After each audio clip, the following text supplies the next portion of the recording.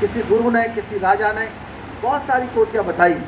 कहने का मतलब ये था कि ये अपने अनुभव से जानो, और ये भी देखो कि जो लोग इस रास्ते पर चल कर के जिन्होंने अच्छा काम किया, जिन्होंने इसकी प्रशंसा की, उस रास्ते पर चलकर उन्होंने उपलब्धियां की, तो उस बात को मानो बुद्धि की कसौटी पर। यहाँ तक कि तर्क को भी मना किया।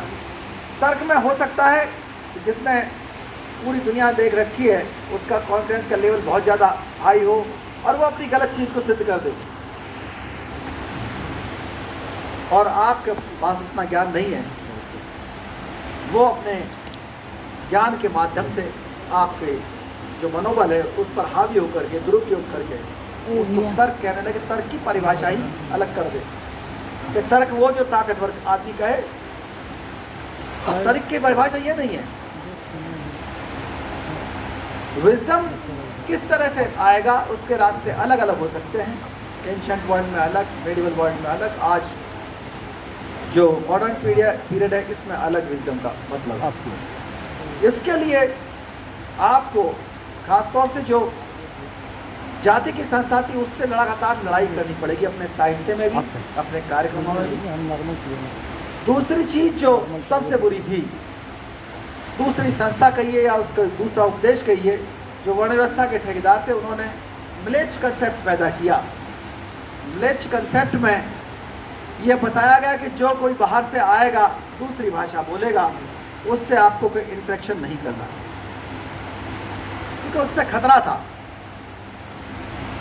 और जो यहाँ से जाएगा, विदेश में कुछ सीख करके आएगा, उससे भी इंटरेक्शन नहीं करना है। अगर वो चाहता है तो उसको आत्मसमर्पण करना पड़ेगा इस हद तक कि उसको वो चीज़ें खानी पड़ेगी जो असंभव है, जिसको सोच करके ही वो सोचेगा यार बाहर जाना ठीक नहीं है। कौन उन चीज़ों को खा करके रेस्टोर करे अपना सिटीजनशिप?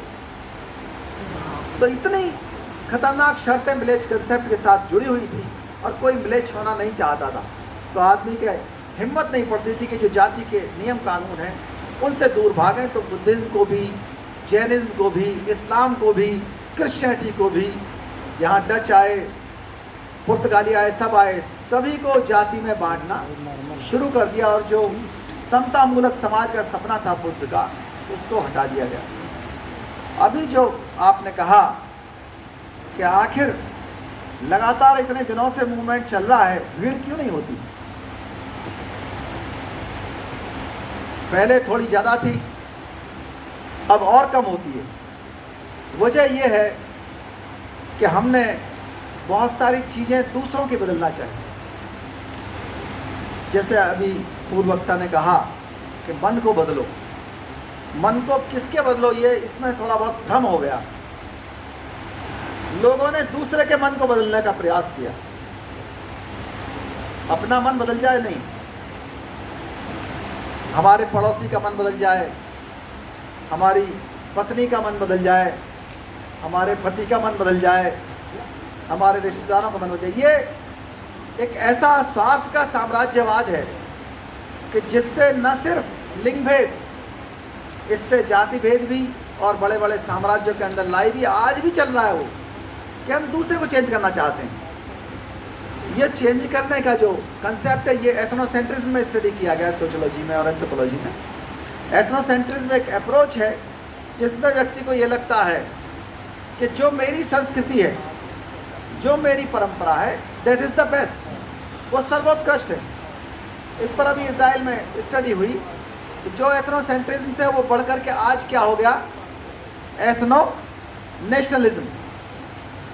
नेशनलिज्म जो था वो एक पॉजिटिव चीज़ थी। उस पॉजिटिव चीज़ में लोग, पूरे देश के लोग ये एहसास करते थे कि हम साथ साथ हमारा उत्थान होगा और साथ साथ पतन होगा। तो चाहे युद्ध करना पड़े, चाहे शांति, चाहे विकास, सभी चीज़ों में हमारा बराबर का हिस्सा होगा। ये था राष्ट्रवाद जो 19वीं सेंचुरी के अंदर डेवलप हुआ। नेशन स्टेट्स डेवलप किए। लेकिन आज राइट विंग टेररिज्म ने, राइट विंग एक्सट्रीमिज्म ने दुनिया को नई परिभाषा दी एथनो नेशनलिज्म की। उसमें लोगों ने जो अधिकार पाए थे, महिलाओं ने जो अधिकार पाए थे, उसके खिलाफ काम होने लगे। जो वीकर सेक्शंस ने अधिकार पाए थे, उनके खिलाफ काम होने लगे। और उन परंपराओं को पुनर्जीवित किया जाने लगा जिन परंपराओं को वो लोग अपना सामंतवाद, अपना पुरोहितवाद, अपनी पुरानी चीज़ों को सही सिद्ध करने में लगे थे। नए साइंटिफिक रिवॉल्यूशन, नए लिटरेचर का जो रिवॉल्यूशन था, जो 16-17 सेंचुरी से स्टार्ट हुआ, उस सब को उन्होंने वापस ले जाना शुरू किया और अपने पैसे के माध्यम से ऐसी किताबें लिखी, ऐसी फिल्में बनाई, ऐसे नाटक लिखे, सभी चीज़ें, ताकि लोग भ्रमित हों और किसी ना किसी स्वार्थ के कारण उनकी बात मानने को मजबूर हो जाएं। ये चीज़ें लोगों ने समाज के अंदर पैदा की। अगर ये जो मूवमेंट चला, जो बुद्ध के रास्ते पर चल करके आलोकित हुआ, इसमें लोग ये प्रयास करते हैं कि हम अपना मन बदलेंगे, हम पहले अपना मन बदलेंगे, अपने आप से शुरू करेंगे, पड़ोसी को और अपने गुरु को, अपने शिष्य को बाद में बदलेंगे, अपना मन बदलेंगे। हम क्या चाहते हैं, हमारा एक लाइफ का प्लान होगा और चेंज करना जरूरी किस लिए है अपने मन को, कि जो क्लैश ऑफ सिविलाइजेशन है, इस पर स्टडी हुई। सैमुअल पी हंटिंगटन नाम के एक पॉलिटिकल साइंटिस्ट हैं, उन्होंने किताब लिखी क्लैश ऑफ सिविलाइजेशन की, और उन्होंने बताया कि ये जो आइडियोलॉजी का संघर्ष था वो खत्म हो गया, आप सिविलाइजेशन लड़ेंगे, बड़े बड़े सिविलाइजेशन आपस में। इस सिविलाइजेशन को रोकने का फार्मूला बुद्ध के पास ही था, कोई इसको लड़ने की जरूरत नहीं है। हमको एक अपने माइंडसेट के अंदर ये व्यवस्था करनी है कि हमको असहमति का सम्मान करना पड़ेगा, सुनना पड़ेगा। बहुत अच्छी तरह से समझाया था इसको, जिसमें डेमोक्रेसी और पॉलिटिक्स वाले भी उससे सीख ले सकते हैं। जब अजातशत्रु ने वस्त्रकार को भगवान बुद्ध के पास भेजा और कहा कि हम लिच्छुओं को हराना चाहते हैं, लिच्छुओं को, तो क्या आपकी जो बात है क्या है, क्या किस राज से हम हराएंगे, क्या रहस्य है? बुद्ध ने कहा कि जब तक वहाँ पर महिलाओं का सम्मान है, जब तक वो अपने बुजुर्गों का सम्मान करते हैं, जब तक मिल बैठ करके असेंबली करते हैं, मीटिंग करते हैं, वहाँ मिल बैठ कर असेंबली क्या होती है, वहाँ असहमति भी होगी, उसको एडजस्ट करना पड़ेगा। साफ साफ है, असेंबली का मतलब कि वहाँ अकेले आपका जो सोच रहे हैं, you are not the best, आप सब कुछ नहीं है, सर्वोत्कृष्ट नहीं है, तो आपको उनको जोड़ना पड़ेगा। जहाँ पर विद्वानों की, नैतिकता के, धर्माचारों की, उनकी बात मानी जाएगी, सम्मान होगा, उनको आप नहीं हरा सकते। तो निश्चित रूप से उनकी जो ताकत थी लिच्छवियों की, इस बात में थी कि वो असेंबली करते थे, हर नियम कानून के बारे में बातें करते थे। अगर वो असहमति को सहना और सामंजस्य करना हमने बंद कर दिया, तो ये क्या होगा, कहीं जाति वाला झगड़ा होगा, कहीं वर्ग वाला झगड़ा होगा, और उससे बड़ा झगड़ा होगा क्लैश ऑफ सिविलाइजेशन, जिससे पूरी दुनिया कई खेमों में बढ़ जाएगी और सिविलाइजेशन आपस में लड़ेंगे। और होगा क्या, दो ही तो आपके पास टारगेट है, बुद्ध या युद्ध। अगर उस युद्ध को हटाना है तो बुद्ध का रास्ता आपको अपनाना पड़ेगा, और आपने अपनाया भी, ऐसा नहीं अपनाया, अपनाया है, लेकिन जिन लोगों ने अपनाया है वो अभी नाकाफी, और ऐसा भी नहीं है कि पूरी दुनिया कभी बुद्धिस्ट हो जाएगी, लेकिन अभी भी बुद्ध के रास्ते पर पूरी दुनिया के लोग काफ़ी हद तक आ गए। कोई ऐसा नहीं जो डेमोक्रेसी में विश्वास न करता हो, कोई ऐसा नहीं है जो लिंग भेद को बुरा ना मानता हो, लड़की लड़के को बराबर ना मानता हो। मानवतावाद का विकास पूरी दुनिया में हो रहा है, और अभी भी आवश्यकता महसूस की जा रही है। डेरोन एस मैग्लू ने एक किताब लिखी है, उस किताब का नाम है व्हाई नेशंस फेल, राष्ट्र क्यों फेल होते हैं। और उसमें जो सबसे काम की चीज़ है वो यही है कि हम इंक्लूसिव बने, इंक्लूड करें। जब हम एक्सक्लूड करते हैं लोगों को, हम किसी भी दशा में किसी भी आधार पर एक्सक्लूड करेंगे, तो निश्चित रूप से हम पतन के कगार पर आएंगे। वो चाहे हमारा मोहल्ला हो, चाहे हमारा परिवार हो, कोई भी हो। इतना सुंदर रास्ता, इतनी सारी चीजें, असहमति के एक शब्द को बता दिया। सम्राट अशोक से भी पूछा कि धर्म क्या चीज है, सम्राट अशोक ने भी साफ साफ कहा साधुता, मधुरता, ये सब चीज़ें जोड़ती है। किसी भी आदमी की या किसी परिवार की तरक्की का भी स्टडी करना चाहें तो आपको वो स्टडी करने को मिलेगी। आपका गांव पड़ोसी कोई भी हो, उसी परिवार के लोगों ने तरक्की की जो पूर्ण या आंशिक रूप से पंचशील का पालन करते रहे। गलत तो नहीं करा, आंशिक रूप से भी किए हों। और जिन्होंने आंशिक रूप से उसका उल्लंघन शुरू कर दिया तो पहली पीढ़ी ऊपर चली गई और दूसरी तीसरी पीढ़ी फिर वापस आ गई। सही है ना? तो इतना छोटा सारे नियम कानून, आईपीसी हो, सीआरपीसी हो, अगर पंचशील का पालन है तो उसका उल्लंघन होगा ही नहीं।